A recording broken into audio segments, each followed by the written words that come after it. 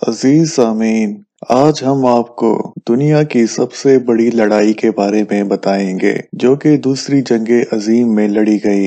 ये जर्मनी के एक मकाम रूर वैली, जिसके स्पेलिंग RUHR है, वहां पर लड़ी गई। इस लड़ाई में इत्तेहादी अफवाज और जर्मन अफवाज की शदीद तरीन जंग हुई। इंसानी तारीख में इससे बड़ी लड़ाई आज तक नहीं हुई। मगर इसके बारे में मजीद जानने से पहले हमारे इस चैनल को जरूर सब्सक्राइब करें ताकि आपको इस तरह की तारीखी और मालूमात से भरपूर वीडियोस बाकायदगी से मिलती रहें और आपके इल्म में इजाफा हो। तो आइए हम आपको बताते हैं कि दुनिया की ये सबसे बड़ी जंग कैसे लड़ी गई और इसमें कौन फातेह ठहरा। 1945 तक यूरोप की जंग इत्तेहादी अफवाज के हक में काफी हद तक हो चुकी थी और नाजी जर्मनी की किस्मत डगमगाने लगी थी। इस साल रूर वैली पर जो जंग हुई, इसका शुमार दुनिया की सबसे बड़ी लड़ाई में होता है।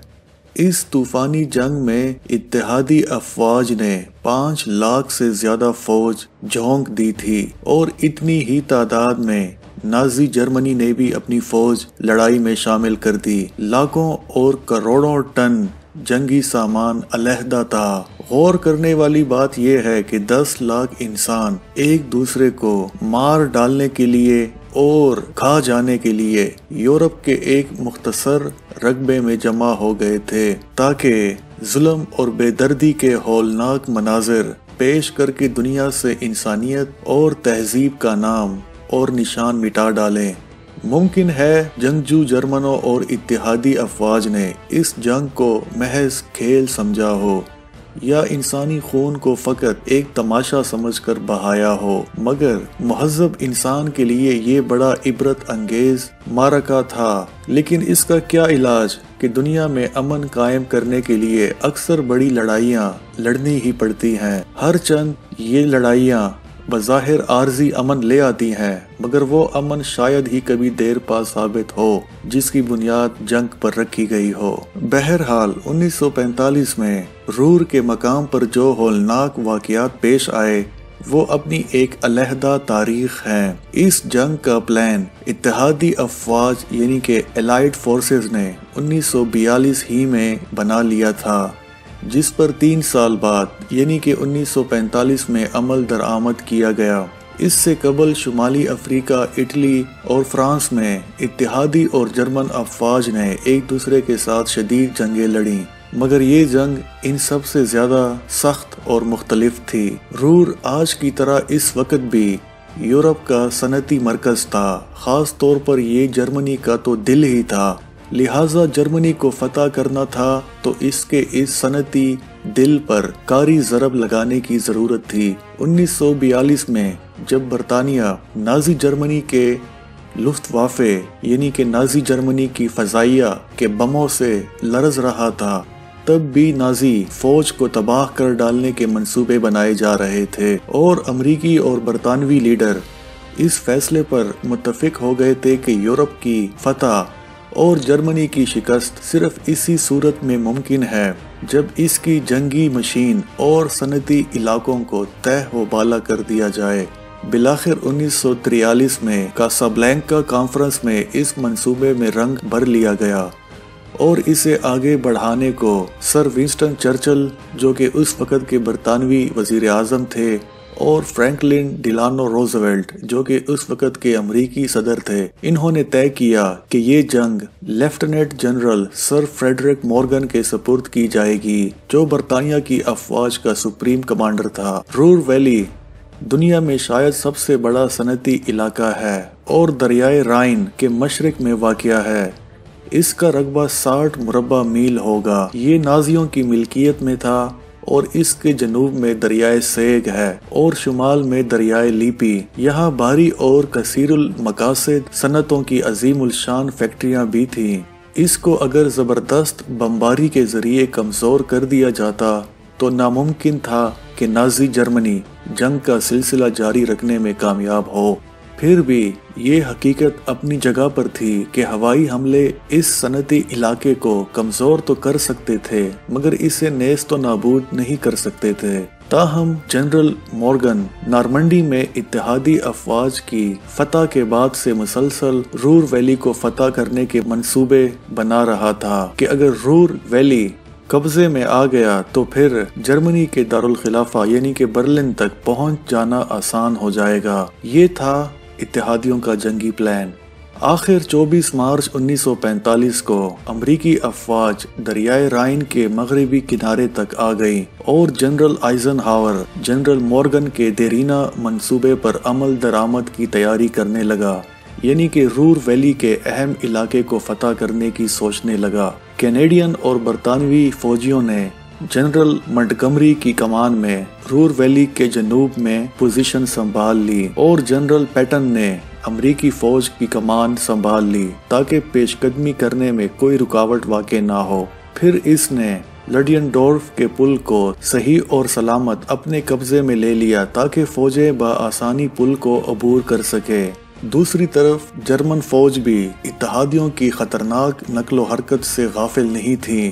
رور ویلی میں اس کی 21 ڈویژنز اور 3,25,000 فوجی موجود تھے جن کی کمان فیلڈ مارشل ماڈل کے سپرد تھی۔ اس عظیم فوج کے مقابلے کے لیے جنرل آئزن ہاور نے صرف ڈویژنوں کو ہی نہیں بلکہ پوری فوج کو لا کھڑا کیا۔ شمال کی طرف پڑی ہوئی فوج کو حکم دیا کہ وہ دریائے رائن پار کرے، جنوب سے دوسری فوج کو بڑھنا تھا اور مشرق سے تیسری کو۔ اس طرح جرمنی کی افواج کے گرد ایک آہنی حصار ڈالنا مقصود تھا۔ امریکی جنرل جیرو کی فوج دریائے رائن کے مغربی کنارے پر معمور تھی تاکہ نازی جوابی حملہ نہ کر سکے۔ الغرض 25 مارچ کی سرد صبح کو حملے کا آغاز ہوا۔ حملہ کیا ہوا گویا قیامت آ گئی۔ توپوں، گولوں اور بموں سے زمین لرزنے لگی اور دریائے رائن کا پانی بل کھانے لگا۔ توپ خانے اور ٹینکوں کے تمام ڈویژنز آگ برسانے لگے۔ نازیوں کا جنرل ماڈل باوجود بہت سی آسانیاں حاصل ہونے کے ان سے پورا فائدہ نہ اٹھا سکا بلکہ وہ ایک سخت غلطی کر بیٹھا۔ اس سے یہ مغالطہ ہوا کہ رائن کے شمال والی امریکی فوج پہلے پیش قدمی کرے گی۔ اس نے اپنی فوج کا رخ بھی اسی طرف کر دیا۔ اس کا نتیجہ یہ ہوا کہ اتحادی افواج آسانی سے مشرق کی طرف سے آگے بڑھنے لگے اور یہی تو وہ چاہتے تھے۔ اس کے ساتھ ہی ہٹلر نے بھی ایک بہت بڑا دھوکہ کھایا۔ اس نے جو اپنی افواج کو اتحادیوں کے گھیرے میں پایا تو اس نے اپنی فوج کو موت کی دھمکی دے کر سختی کے ساتھ پیچھے ہٹنے سے منع کر دیا۔ اس کا بھی خمیازہ نازی فیلڈ مارشل ماڈل کو بھگتنا پڑا۔ اس نے اپنی منتشر فوج کو شمال ہی میں پڑا رہنے دیا کیونکہ اس کو خوف تھا کہ اگر اس نے اپنی فوج کو پیچھے ہٹایا تو ہٹلر اس کی فوج کو موت کی سزا دے دے گا۔ حالانکہ اسے لازم تھا کہ بہت جلد یہاں سے اپنی فوج کا کچھ حصہ ہٹا کر اہم مورچوں کی طرف لے جاتا۔ بہرحال اتحادی افواج مشرق کی طرف سے جرمنوں کی دفاعی لائن تک آ گئے اور ان پر ٹوٹ پڑے۔ پھر دریائے رائن کا ساحل انہوں نے عبور کر کے اپنی پوزیشن مزید مضبوط کر لی۔ اب اتحادی افواج منتشر جرمن فوج کی سپلائی لائن کاٹ رہی تھی اور یہ خیال تھا ان کا کہ اگر نازی فوجیوں کا آپس میں رابطہ نہ رہا تو انہیں تباہ ہونے سے کوئی نہیں بچا سکتا۔ آخر کار اتحادی افواج کی چند روز کی کوششوں سے جرمن نازی فوجیں ایک دوسرے سے کٹنے لگیں اور ان کا صفایا ہونا شروع ہو گیا۔ 2 دن تک لڑتے لڑتے اور برابر پیش قدمی جاری رکھنے کے بعد اتحادی افواج اب جلد آگے بڑھنے لگی تھیں۔ تیسرے روز الائیڈ فورسز یعنی کہ اتحادی افواج کا نارتھرن فلینک اور ساؤتھرن فلینک یعنی کہ شمالی فلینک اور جنوبی فلینک ایک دوسرے سے زیادہ دور نہ رہا اور بالآخر 1 اپریل کو اتحادیوں کے یہ دونوں فلینکس آپس میں ایک پنجے کی طرح مل گئے اور انہوں نے درمیان میں پھنسے ہوئے نازیوں کو کچل ڈالا۔ نازیوں کی کافی بڑی فوج اس حصار میں آ گئی، یعنی 19 ڈویژن جرمن فوج اتحادی افواج کے گول دائرے کے حصار میں آ گئی۔ 1 لاکھ دوسری فوج اس کے علاوہ تھی۔ تقریباً 3 لاکھ جرمن فوج اب پھنس گئی تھی۔ ان میں 24 جنرلز اور 1 ایڈمرل آف دا فلیٹ یعنی کہ امیر البحر بھی شامل تھا۔ जर्मनों ने इस जंगल से निकलने की सरतोड़ कोशिश की, मगर इनकी एक भी ना चली। इस कोशिश में वो ज्यादा से ज्यादा मारे गए। बहरहाल 14 अप्रैल तक बाकी जर्मन फौज दो हिस्सों में तकसीम होने पर मजबूर हो गई और ऐन इसी हालत में हिटलर का हुक्म आया कि जैसे भी हो सके इत्तेहादी अफवाज का हिसार तोड़कर निकल जाओ। लेकिन अब ये नाजी जनरलों के बस में ना रहा था। वो इस हुक्म को नजरअंदाज कर देने पर मजबूर हो गए। इत्तेहादी अफवाज ने रूर वैली के कारखानों, फैक्ट्रियों और असलहा साज मशीनों में इंसान का खून बहाने वाले अजीब व गरीब आलात देखे। मगर रूर वैली की फतह के बाद नाकाबिल फतह जर्मन नाजियों का पर्दा फाश हो चुका था और इनका जादू टूट गया था। ये तारीख का एक अजीब व गरीब और इसके साथ ही निहायत भयानक वाकया है कि नाजी जर्मनी, जिसके मुंह इंसानी खून लग चुका था, अब अपने ही खून में नहा रही थी।